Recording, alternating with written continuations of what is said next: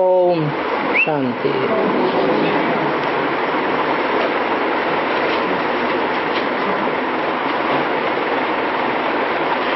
प्रातः क्लास चल रहा था 26 अक्टूबर 1965 का। दूसरे पेज के मध्य में बात चल रही थी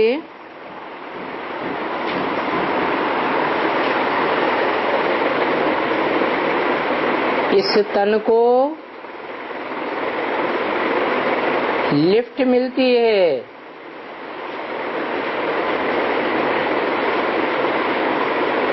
तन देने की अथवा किराया देने की। तो किराए की लिफ्ट मिल जाती है, तब ही कहते हैं भाग्यशाली रथ। बाकी भागीरथ ने कोई पानी की गंगा नहीं लाई,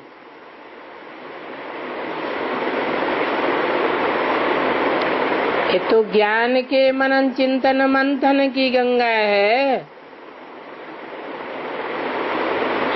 पानी की गंगा की बात नहीं। पानी को बिलोने से मक्खन या सार नहीं निकलता, ये तो विचार सागर मंथन की बात है। ज्ञान सागर बाप है ना, तो उनके ज्ञान जन का आलोड़न करने से सार निकलता है। शास्त्रों में दिखाते हैं ना, रतन निकले, तो ये एक एक रतन लाखों रुपए का है। ज्ञान की बातें हैं।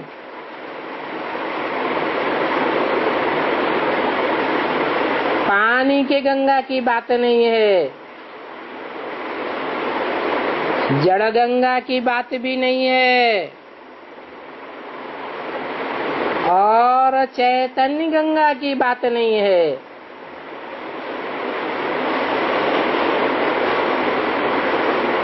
चैतन्य गंगाएं निकलती तो हैं, मंथन शरीर में कहाँ चलता है, मन कहाँ होता है शरीर में। दिखाते हैं सर से गंगा निकली, तो ये मंथन की बात है। बाकी चैतन्य गंगाएं हो या जड़ गंगाएं हो,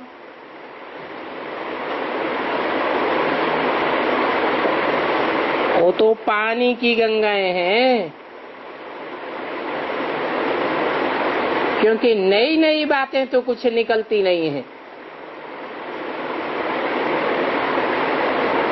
जैसे शास्त्रों में शास्त्रों की ही पुरानी बातें सुनाते हैं ना,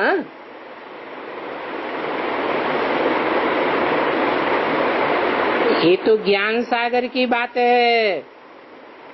जिस तन में प्रवेश करते हैं उस तनधारी आत्मा को लिफ्ट मिल जाती है मनन चिंतन मंथन करने की, तब कहा जाता है भाग्यशाली रथ। ये ज्ञान बड़ा गुह्य है, इसलिए गीता में कहा है गुह्यात गुह्यतरम ज्ञानम।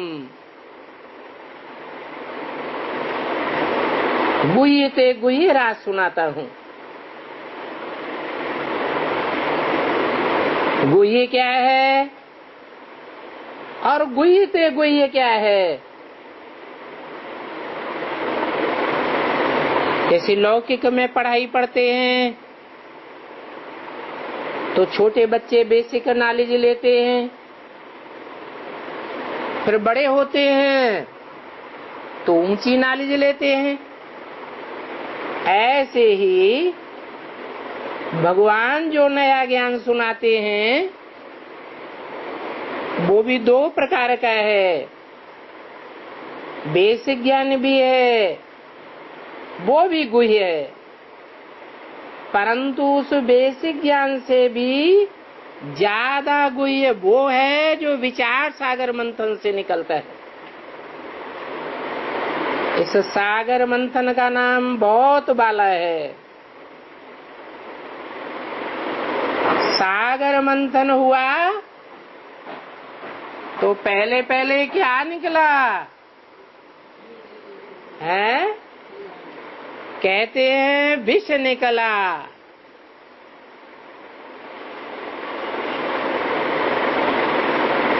जो भी पुराने पुराने धर्म गुरु आचार्य होते हैं, कोई भी धर्म के क्यों न हो,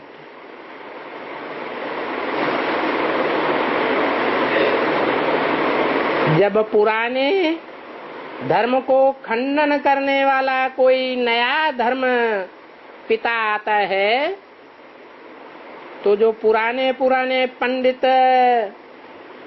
पादरी धर्मगुरु उसको सपोर्ट करते हैं या अपोजिशन करते हैं? अपोजिशन करते हैं। उनको सहन नहीं होता है। ऐसे ही ये बेसिक ज्ञान और मनन चिंतन मंथन से निकले हुए एडवांस ज्ञान के बारे में होता है। जो पुराने पुराने धर्मगुरु धर्माधीश गद्दियों पर बैठे हुए पहले से कुर्सियों पर आरूढ़ हैं समाज के सामने, उनके मुख से अनायास ही ग्लानि निकल पड़ती है। उन नई नई मनन चिंतन की बातों के अपोजिशन में, और वो ग्लानि बढ़ते बढ़ते इतना भयंकर रूप धारण करती है कि जिसके कान में पड़ती है वो ईश्वरीय ज्ञान से वंचित हो जाता है। मानो ईश्वर के प्रैक्टिकल पार्ट से वंचित हो जाता है।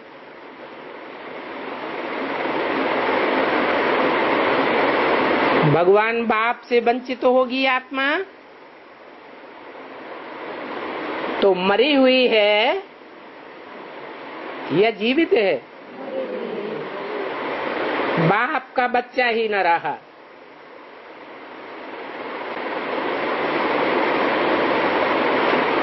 ये विरोधियों की बातें हैं जो भगवान बाप का विरोध करती हैं। विरोध करने पर आते हैं तो यहाँ तक कहने लग पड़ते हैं कि मेरे में भी परमात्मा आता है। शिवोऽहम्। भगवान तो सिर्फ ब्रह्मा में ज्ञान सुना करके जाता है, परंतु ज्ञान को प्रैक्टिकल जीवन में धारण करके स्वर्ग कौन बनाएगा?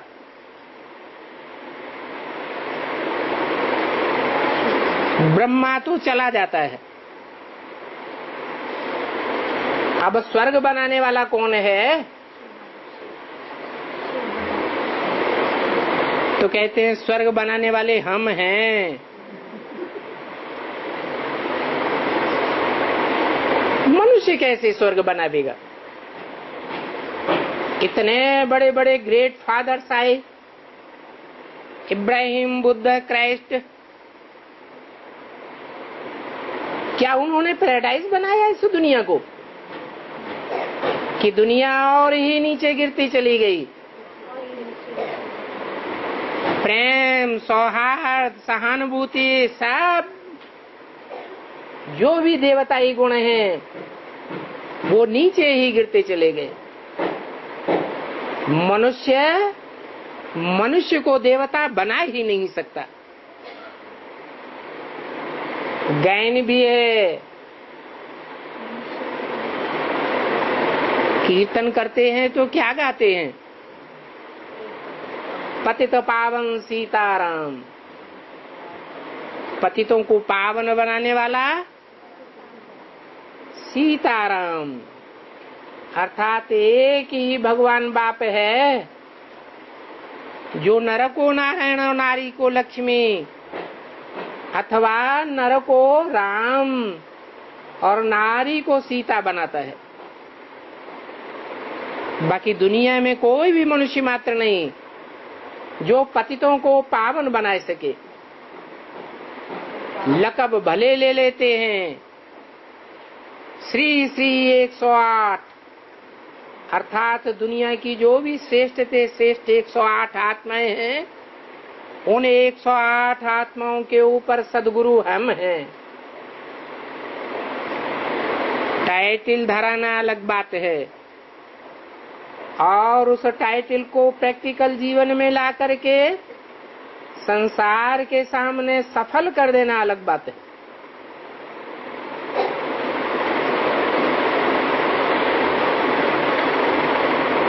तो ग्लानि का जो विष निकलता है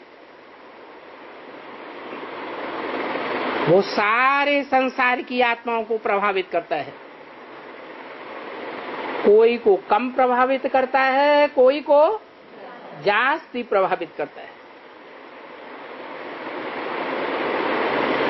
यहाँ तक कि लंबे समय के पुरुषार्थ के बाद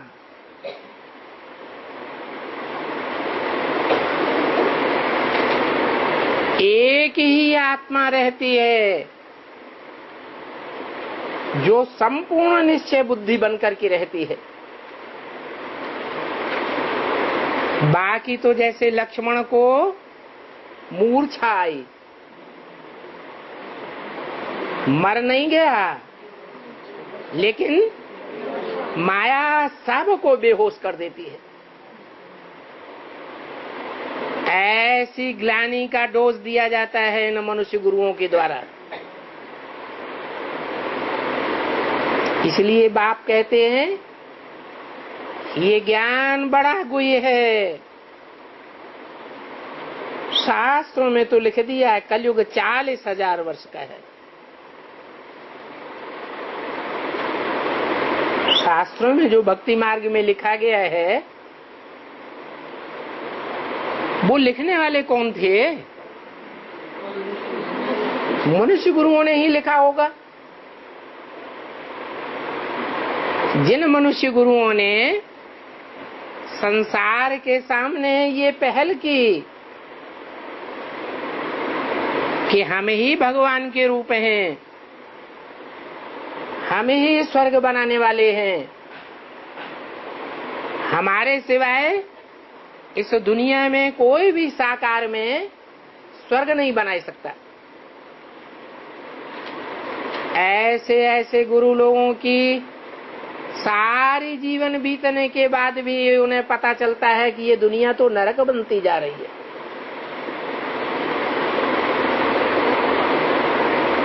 तो उन्होंने तुक्का लगाना शुरू कर दिया कि सृष्टि की आयु तो लाखों वर्ष है, जन्म जन्मांतर पुरुषार्थ करने के बाद तब कहीं मुक्ति मिलती है, भगवान की प्राप्ति होती है। एक जन्म में भगवान की प्राप्ति नहीं हो सकती। अभी कलयुग में भी समझते हैं कि हजारों वर्ष का कलयुग पड़ा हुआ है।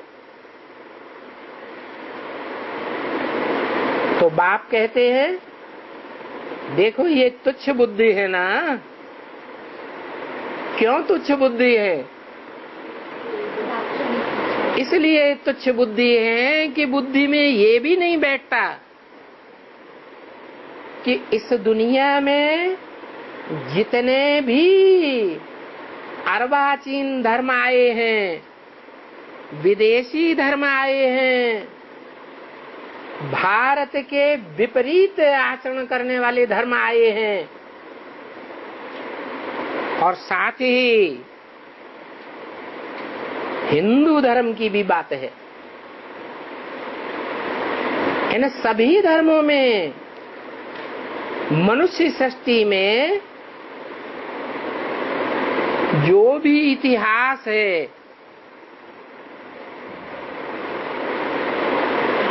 जो भी अलग अलग धर्मों के ईस्वी संवत हैं, वो कितने साल पुराने हैं?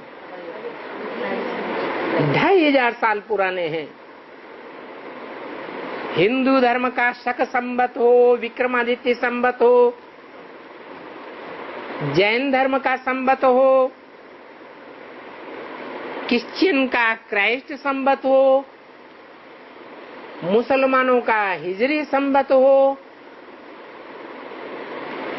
सबकी आयु 2500 वर्ष के अंदर है।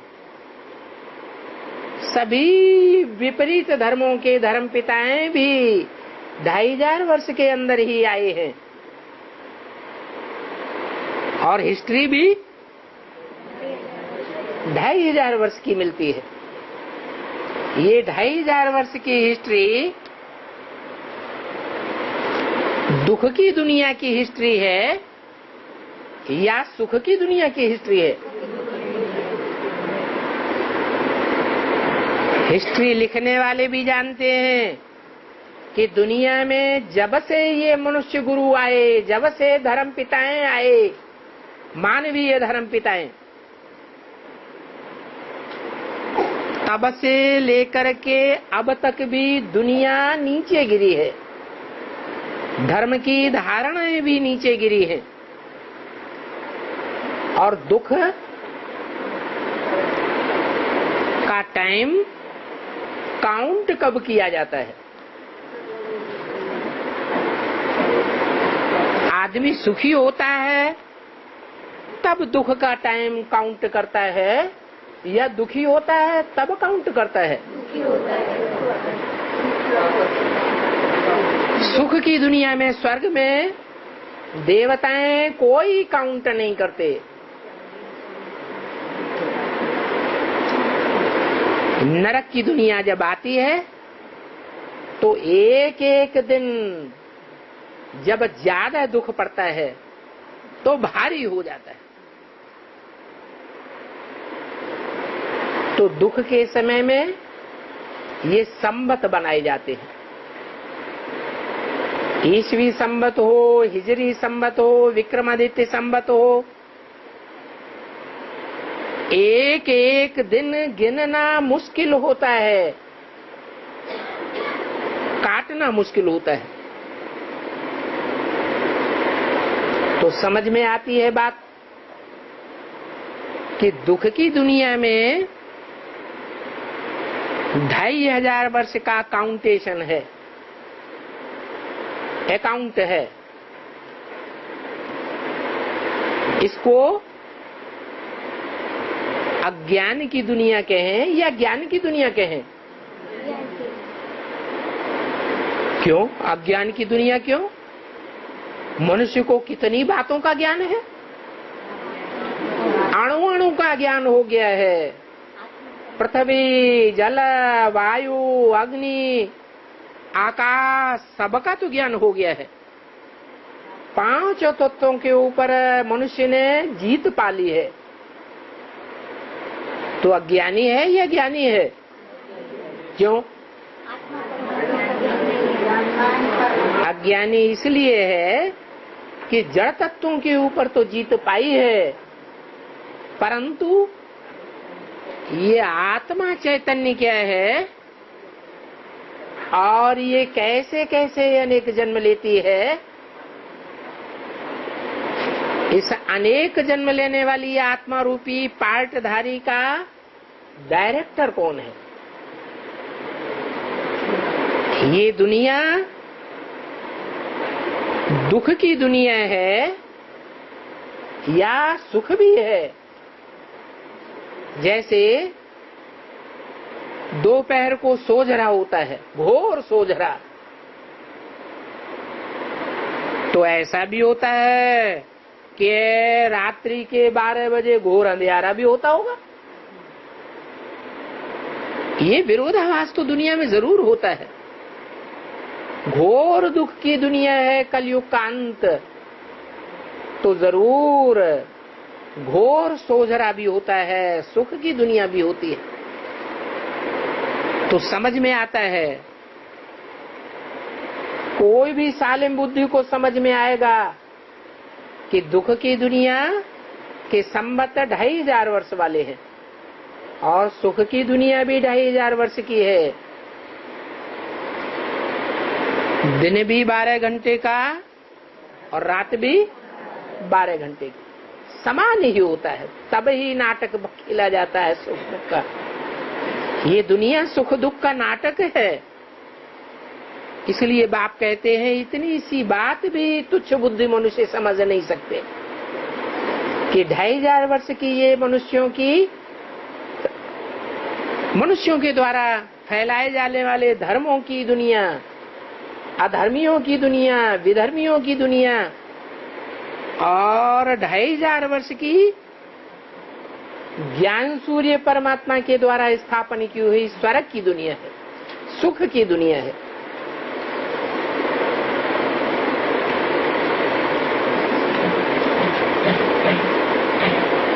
अब बाप कहते हैं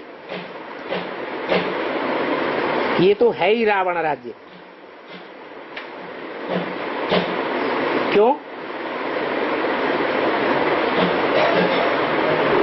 कैसे रावण राज्य?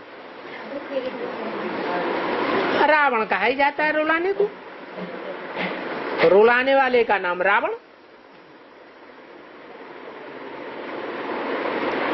तो रुलाने वाला एक है या अनेक है? इसलिए रावण को 10 सिर दिखाई जाते हैं। तो रावण मत पर होने के कारण कोई समझते नहीं है। जब तुमने समझा है तो औरों को समझाने की युक्ति निकालो। अब देखो, ये शास्त्री बच्चा कानपुर से आया है, इसको ख्याल आना चाहिए कि कैसे औरों को दूरंदेशी बनावे, कैसे बाप का परिचय देवे। ये बच्चा तो ब्रह्म को याद करते हैं। शास्त्रवादी किसको याद करते हैं? ब्रह्म को याद करते हैं। अब ब्रह्म कहो, ब्रह्मा कहो, बात तो एक ही है। ब्रह्म से भी आत्माएं आती हैं, ब्रह्मलोक से, और भगवान की जो बनाई हुई सृष्टि है, नई दुनिया, ब्राह्मणों की दुनिया, उस ब्राह्मणों की दुनिया भी ब्राह्मण कहाँ से आते हैं? ब्रह्मलोक से आते हैं या ब्रह्मा की खोपड़ी से आते हैं? तो ब्रह्मा का बुद्धि रूपी पेट ब्रह्मलोक है ब्राह्मण आत्माओं के लिए। लेकिन ब्रह्म कहो या ब्रह्मा कहो, दोनों ही जड़त्वमयी हैं या चैतन्य बुद्धि है ब्रह्मा?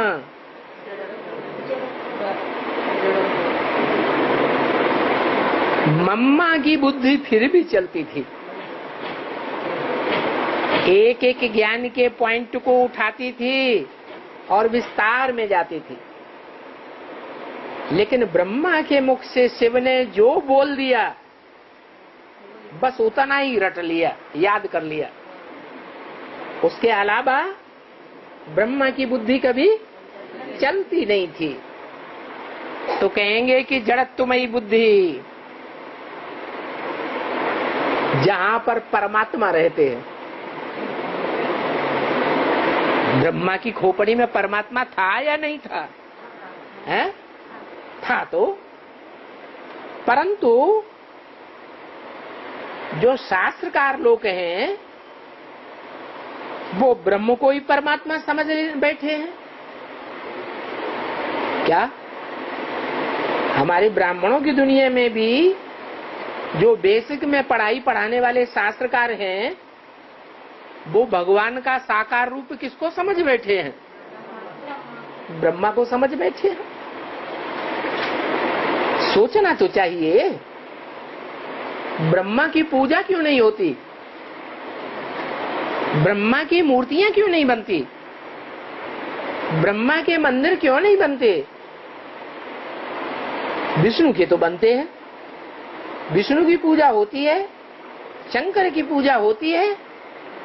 त्रिमूर्ति में दो देवताओं की पूजा होती है और ब्रह्मा की पूजा नहीं होती, मंदिर नहीं बनते, मूर्तियां नहीं बनती। कारण क्या है? अरे पूजा का कनेक्शन पवित्रता से है। पवित्र की पूजा होती है या अपवित्र की पूजा होती है?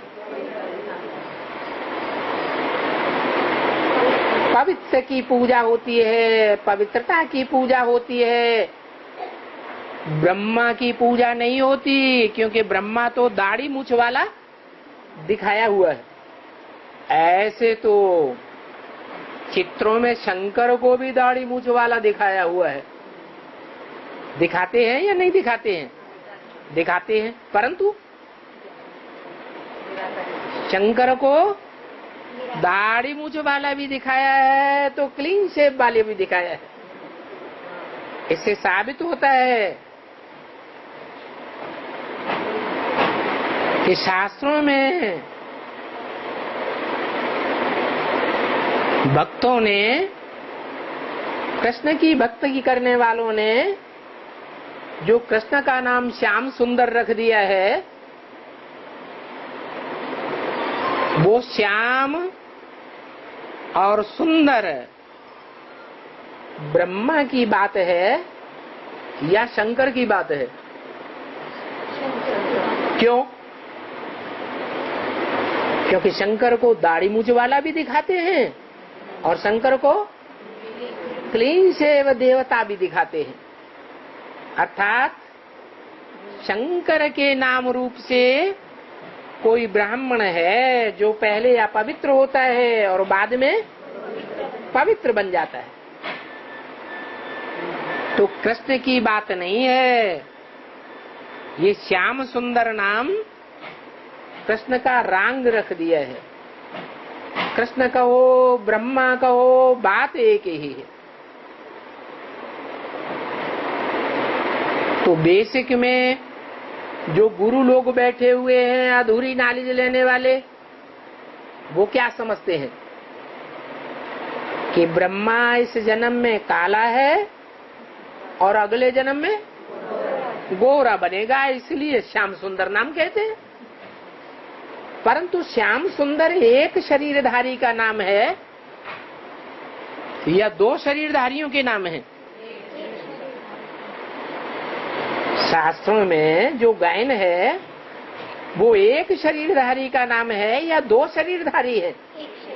एक शरीरधारी है। ऐसे नहीं एक कलयुग का शरीरधारी और एक सतयुग का शरीरधारी, दोनों को मिला करके एक नाम रख दिया हो? नहीं। हाँ, ये कह सकते हैं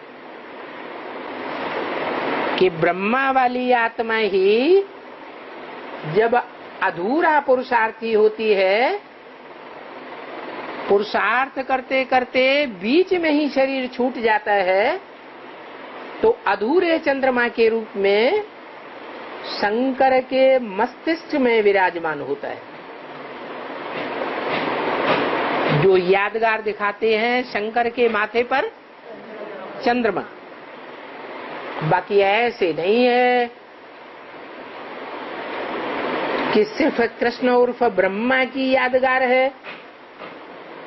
नहीं, यादगार जो बनती है वो साकार शरीरधारी की बनती है या सूक्ष्म शरीरधारी की बनती है? साकार शरीरधारी की बनती है। तो वो शास्त्रकार लोग ब्रह्मा अथवा ब्रह्मा को ही भगवान समझ बैठे हैं। जैसे हिंदू कोई धर्म नहीं है, क्या कोई धर्म नहीं है हिंदू। धर्म का नाम धर्म पिता के आधार पर होता है। उन्होंने हिंदुस्तान के आधार पर हिंदू नाम रख दिया।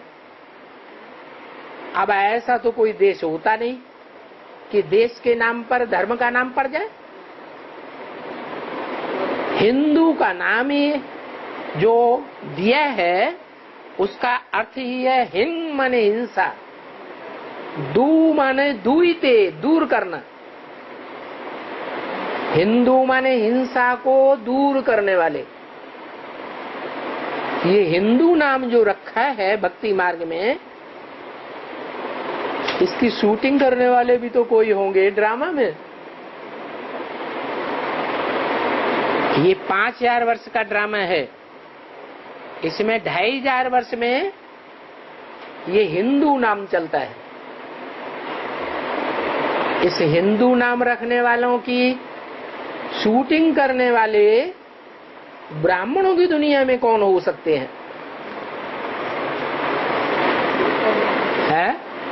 जो समझते हैं हम हिंसा को दूर करने वाले हैं, और ये जो शंकर पार्टी है और शंकर जी है ये हिंसा को बढ़ाने वाले हैं।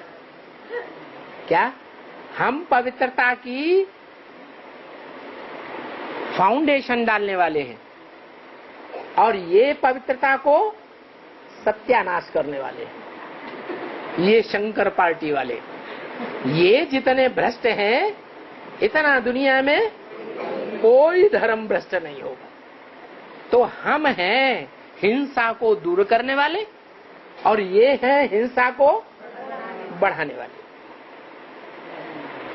तो ये शूटिंग कर रहे हैं कि हम हैं असली हिंदू और बाकी सब विधर्मी हैं। हम हिंदुस्तानी हैं और ये सब विधर्मी हैं। तो देखो, हिंदुस्तान में रहने के कारण हिंदू नाम रख देते हैं। वास्तव में हिंदुस्तान तो रहने का स्थान है। हिंदुस्तान क्या है? हिंदू स्थान, दो शब्द हैं, हिंदू स्थान। तो हम जहाँ रहते हैं माउंट आबू में, वो हिंदुओं का स्थान है और बाकी सारी दुनिया सब विधर्मी और विदेशियों की है। तो समझ लिया है कि ब्रह्म तत्व भी परमात्मा के रहने का स्थान है। परमपिता परमात्मा कहाँ रहते हैं? ब्रह्मा अर्थात ब्रह्मा में रहते हैं।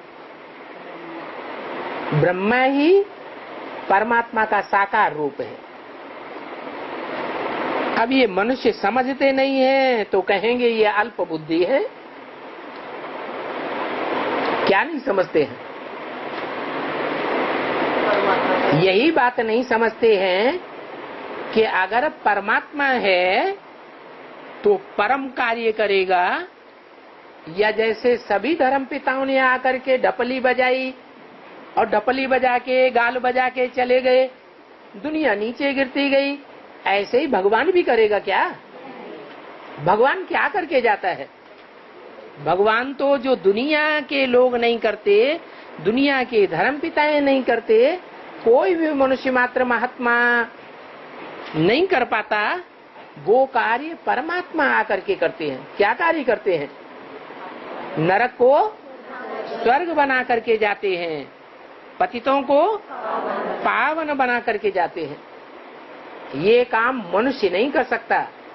ऐसे नहीं कि भगवान ब्रह्मा तन में आकर के ज्ञान सुना के चला जाता है, उसका काम पूरा हो गया।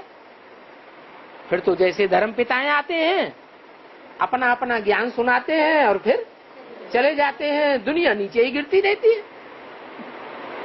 तो भगवान में और मनुष्य में अंतर क्या हुआ? कुछ अंतर हुआ? अंतर तो कुछ भी नहीं हुआ। अंतर यही है कि भगवान बाप आते हैं तो नरक को स्वर्ग बनाते हैं, पतितों को पावन बनाते हैं, और मनुष्य देवताओं को भी क्या बना देता है? पतित बना देता है, राक्षस बना देता है। भगवान के कार्य में और मनुष्यों के कार्य में बड़ा भारी डिफरेंस है, रात दिन का अंतर है। तो देखो, ये सब ज्ञान की बातें हैं। दुनियावी बातों को तो सब जानते हैं। ये ब्रह्मा खुद जवाहरी था तो जानता था ना। बाकी ज्ञान की बातों में ये अल्प बुद्धि थे। क्या बोला मुरली में? दुनियावी बातें ब्रह्मा को सब पता है, लेकिन ज्ञान की बातों में अल्प बुद्धि थे, कुछ नहीं जानते थे। फिर बाप ही आए पहचान देते हैं। पहचान थी ब्रह्मा को? है? बाप ही आए पहचान देते हैं। कब पहचान देते हैं? ब्रह्मा कुमारियां इस वाक्य का क्या अर्थ लगाएंगी कि बाप ही आए पहचान देते हैं?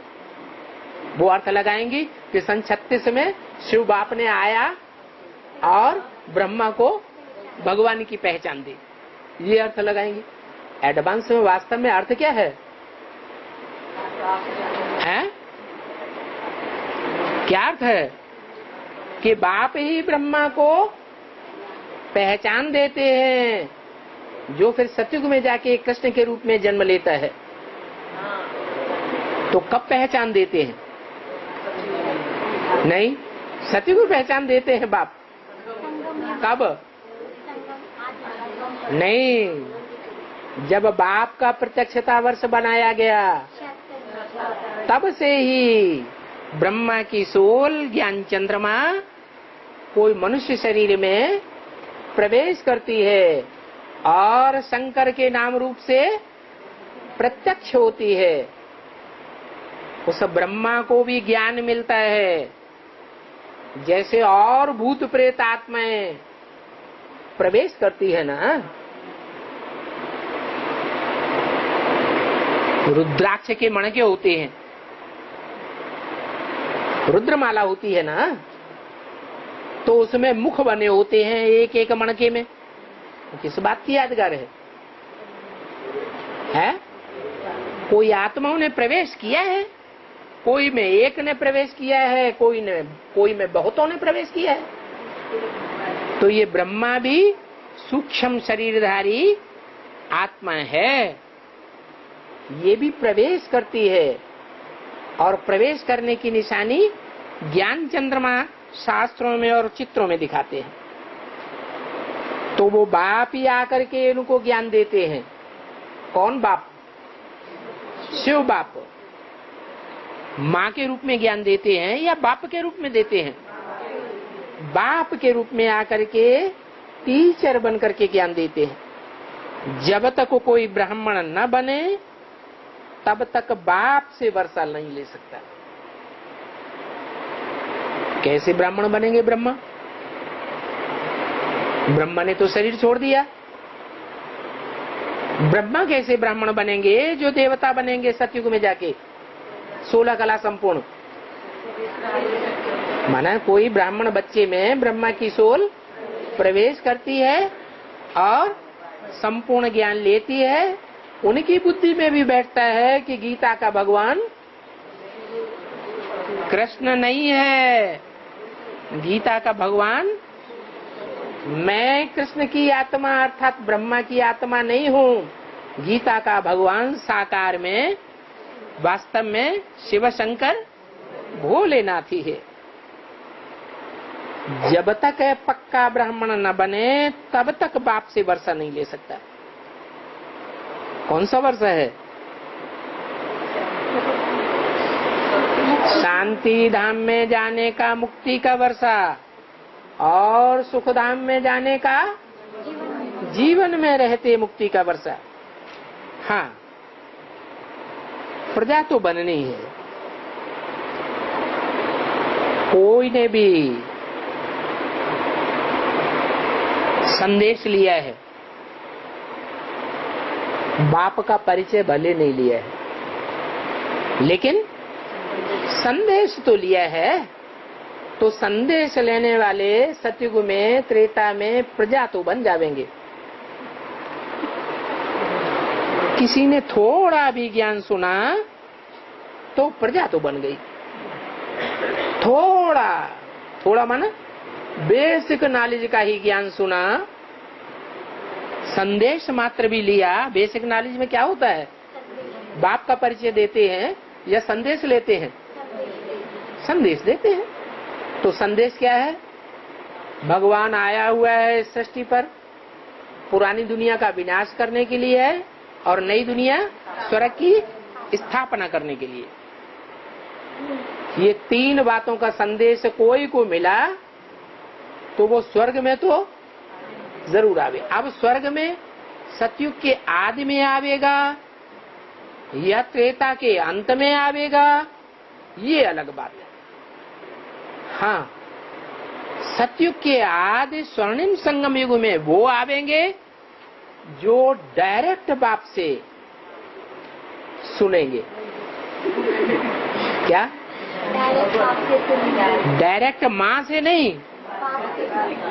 डायरेक्ट माँ किसके द्वारा? ब्रह्मा के द्वारा।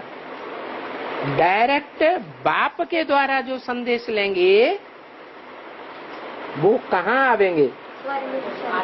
स्वर्ग में तो आवेंगे, लेकिन आदि में आवेंगे, मध्य में आवेंगे या अंत में आवेंगे?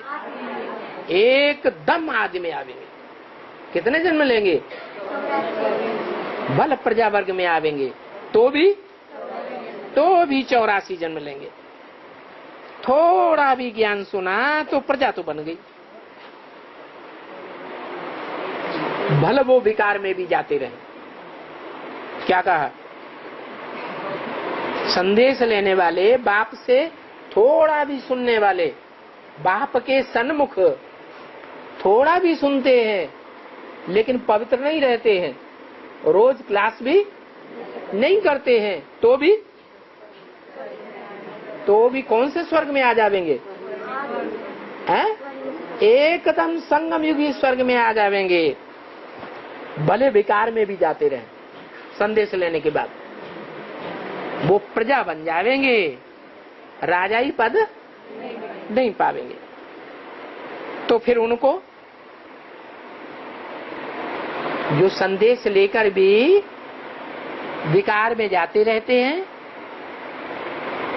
संदेश ले लेते हैं भगवान बाप आ गया है, फिर भी विकार में जाते रहते हैं, तो उनको सजा तो भोगनी पड़ेगी। क्या?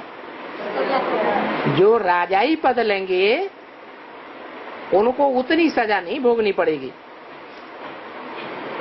फिर भी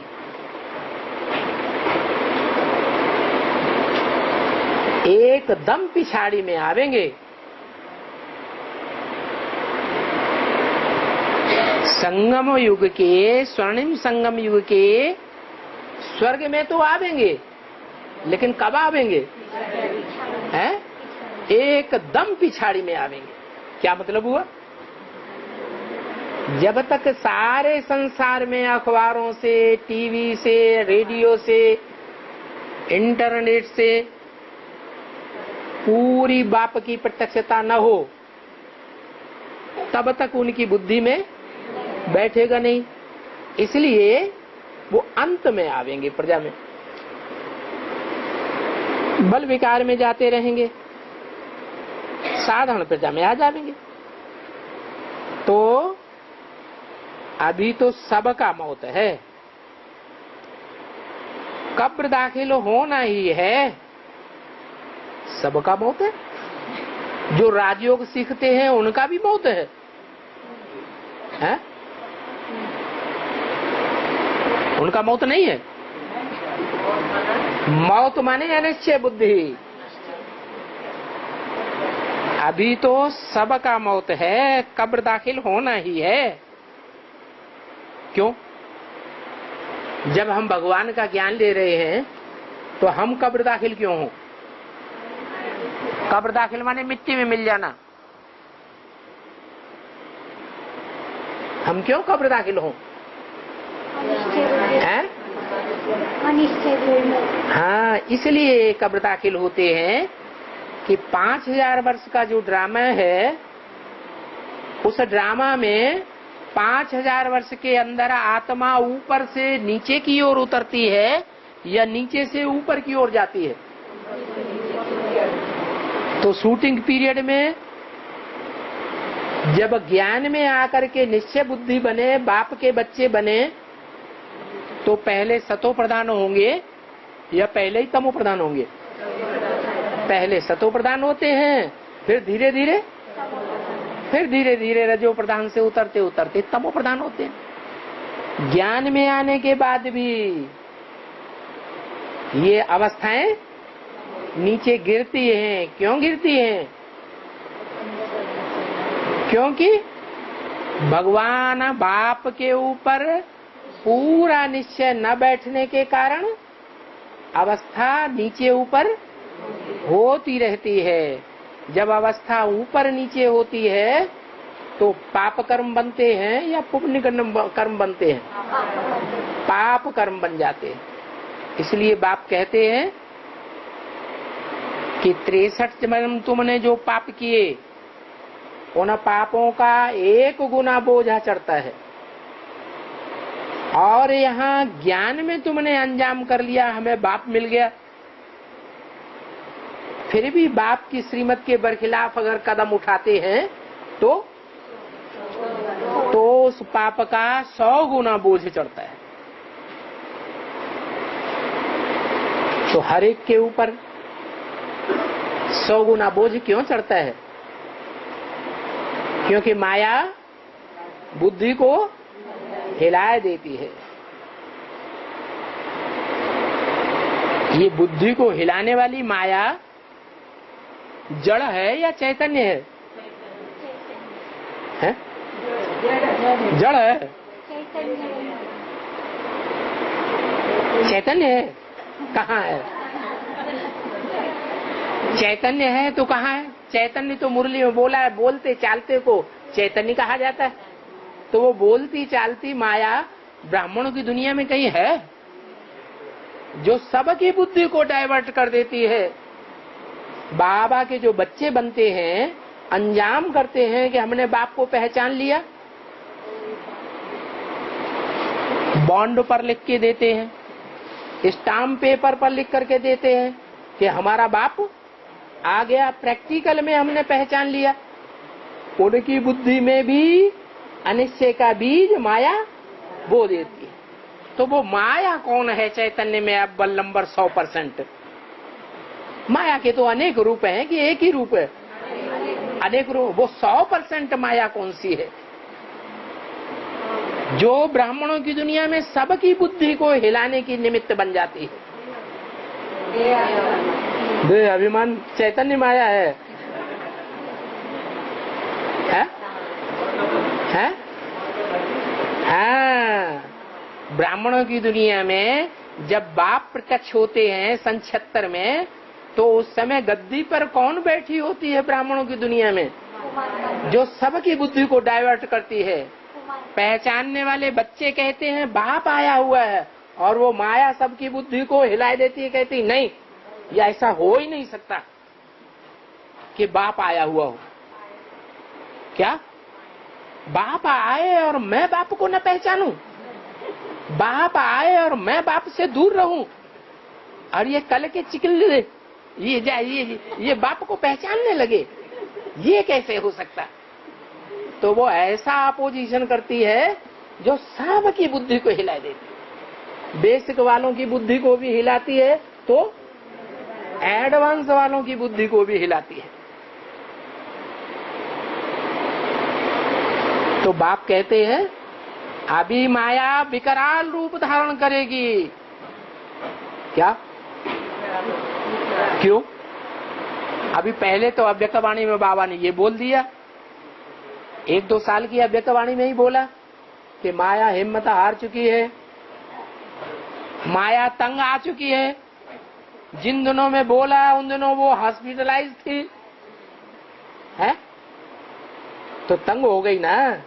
जब आदमी अंदर से हार जाता है दिल से, तो फिर कोई दवाई काम नहीं करती।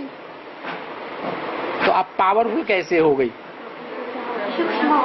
है, स्थूल शरीर के बंधन में होता है तो ताकत कम होती है, और स्थूल शरीर के बंधन से जब आत्मा मुक्त हो जाती है तो सूक्ष्म शरीर में बहुत ताकत आ जाती है। जब बहुत ताकत आ गई, स्थूल शरीर छूट गया, बंधन से स्थूल शरीर के मुक्त हो गई, तब बोला वाणी में कि माया ने प्रकृति से हाथ मिला लिया।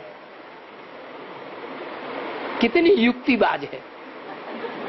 जब देखा कि जो बाप के बच्चे हैं, ज्ञानी तू आत्माएं, जो बाप को बहुत प्रिय हैं, वो बच्चे मेरे हिलाने से तो नहीं हिल रहे हैं, मेरे मारने से तो नहीं मर रहे हैं, तो फिर क्या युक्ति निकाली? जो प्रकृति मैया है उस प्रकृति माता से हाथ मिला लेती है। अब बताओ, प्रकृति ज्यादा पावरफुल है या माया ज्यादा पावरफुल है? माया ने तो बच्चों को हरा ही नहीं पाया है? प्रकृति तो सारी दुनिया का विनाश कर देती है। पृथ्वी, जल, वायु, अग्नि, आकाश सब तामसी बन जाते हैं। माया तो हमारा कुछ नहीं बिगाड़ सकी। तो देखो माया में क्या सिफ्त है जो उसने इतनी बुद्धि की तीव्रता को पाए रखा है। जो बुद्धि की तीव्रता प्रकृति में भी नहीं है, भले पावरफुल है। कोई ऐसे भी होते हैं दुनिया में, शरीर से तो बड़े हट्टे कट्टे पहलवान होते हैं, लेकिन बुद्धि से डल होते हैं। तो ऐसे ही प्रकृति है तो बड़ी पावरफुल। प्रकृति को कौन रचता है? प्रकृति पति कौन है?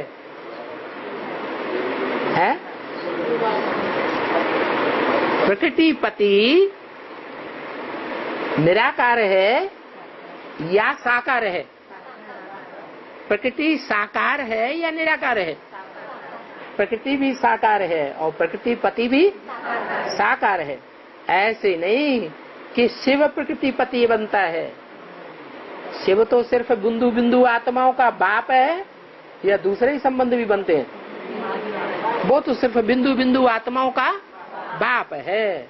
वो जब शरीरधारी में प्रवेश करता है तो अनेक प्रकार के संबंध बन, उनमें पति का भी संबंध है। तो प्रकृति पति जिसे कहा जाता है वो कौन हुआ? जिसमें प्रवेश करता है उसके द्वारा शिव बाबा प्रकृति पति बनने का पार्ट बजाता है। तो माया देखती है कि प्रकृति मैं हाथ मिला लूंगी तो प्रकृति पति से अपोजिशन में आ जाएगी। प्रकृति पति से अगर अपोजिशन में आ जाएगी तो मेरा काम बन जाएगा। क्या काम बन जाएगा? मैं सब बच्चों को मार दूंगी, अनिश्चय बुद्धि बना दूंगी। तो क्या ऐसा हो सकता है कि सारे ही के सारे अनिश्चय बुद्धि बन जाए? क्यों? अभी अनिश्चय बुद्धि नहीं बनते हैं। अभी कोई बच्चा ऐसा है छाती ठोक के कहे कि मैं कभी भी अनिश्चय बुद्धि नहीं बनता, मेरे को माया कुछ नहीं बिगाड़ सकती। तो मुरली में बाबा कहते हैं ऐसा कोई अहंकार न करे क्या कि माया मुझे नहीं हिला सकती है। हाँ, सबको हिलाती है। भक्ति मार्ग में गीत भी गाते हैं क्या, माया नजरिया मारी गई रे, ब्रह्मा को मारी, विष्णु को मारी, शंकर को मारी नहीं, दाढ़ी हिलाई गई रे। तो माया सबको परेशान करती है। तो ऐसी ऐसी जो भक्ति मार्ग में बातें बताई गई हैं वो कहाँ की यादगार हैं? संगम युग की यादगार है। तो सबको कब्र दाखिल होना है क्या? कब्र दाखिल सबको होना है। इस समय तो मनुष्यों की कोई वैल्यू नहीं रही। किस समय? इस कलयुग के अंत समय में मनुष्यों की कोई वैल्यू नहीं रही है। तुम्हारी भी वैल्यू नहीं थी क्या? तुम्हारी किससे कहा? जो बाप के सम्मुख बैठ करके बच्चे पढ़ रहे हैं उनके लिए कहा तुम्हारी भी कोई वैल्यू नहीं थी। क्यों? क्या थे हम? कहते तुम भी बंदर थे, अब तुम वैल्यूबल बन रहे हो। पहले चंचल बुद्धि थी। बंदर क्या होता है? कभी चंचल बुद्धि, चंचल आंख होती है ना। तो पहले तुम्हारी भी आंख स्थिरियम नहीं थी। योगी की निशानी क्या है? आंख स्थिरियम हो जाएगी। तो पहले तुम भी बंदर बुद्धि थे, सारी दुनिया बंदर बुद्धि थी, ये भी बंदर बुद्धि था। कौन? ब्रह्मा। बंदर बुद्धि था कि अभी भी है? क्यों है? हाँ, ये है तो वाणी 65 की। हाँ, लेकिन अभी तो उसका क्लैरिफिकेशन आ रहा है ना, तो अर्थ बदल जाता है। तो पहले भी ये बंदर बुद्धि था, तुम भी बंदर बुद्धि थे, तुम अब बंदर बुद्धि नहीं हो, तुम्हारे में चेंज आया है।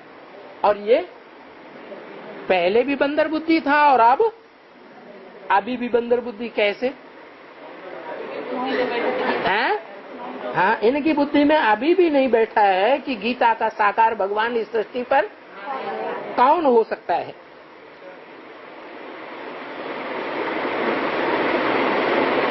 बाकी जब विनाश होगा तो सभी मच्छरों मुआफिक मरेंगे।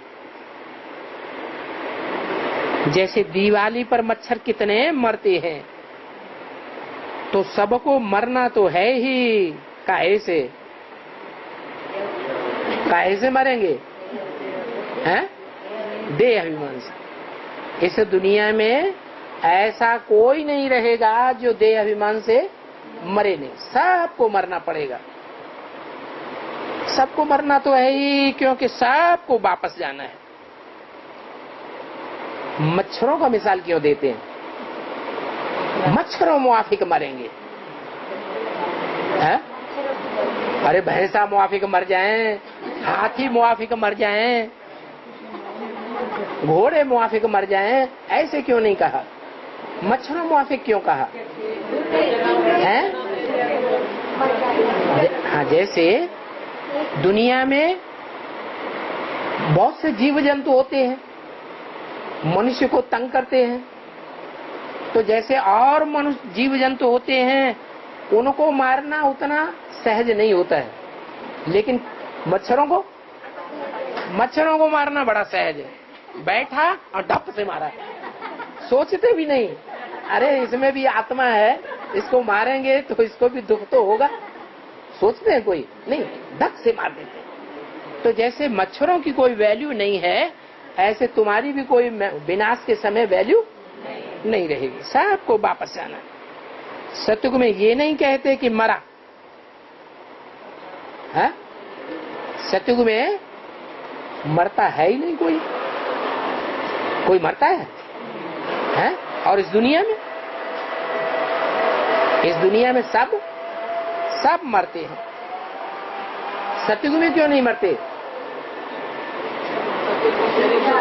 क्योंकि वहां अकाले मौत नहीं होती है, वहां स्वेच्छा से सब शरीर छोड़ते हैं। जैसे कपड़े उतारे जाते ऐसे शरीर रूपी वस्त्र अपनी स्वेच्छा से उतारते हैं, इसलिए वहां मरना नहीं कहा जा सकता, क्योंकि वहां अकाले मौत नहीं होती है।